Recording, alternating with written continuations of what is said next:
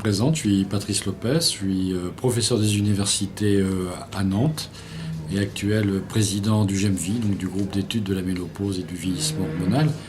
Et en cela, c'est vrai qu'on milite pour que la ménopause soit mise à un juste niveau de prise en charge, parce qu'on estime qu'il y a beaucoup de femmes qui malheureusement souffrent de symptômes de ménopause ou de complications de la ménopause et ont maintenant peur de se traiter depuis une quinzaine d'années suite à la grande étude américaine qui a trop mis en évidence des risques et pas assez souligné les bénéfices du traitement hormonal.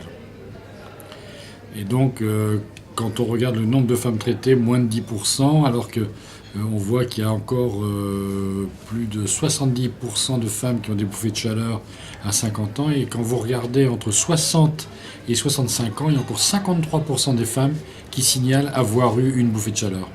Et pourtant, très peu sont traitées parce qu'elles ont peur. Et on leur a dit que le traitement hormonal augmentait le risque de cancer du sein. Elles ont vraiment fait en sorte que ce risque leur empêche même d'envisager un traitement pour soulager leurs symptômes.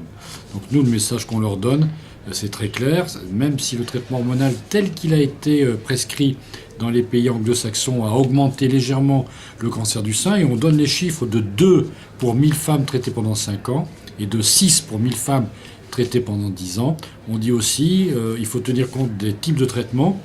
Si on donne un traitement avec de la progestérone naturelle, on estime que ce risque n'est pas augmenté.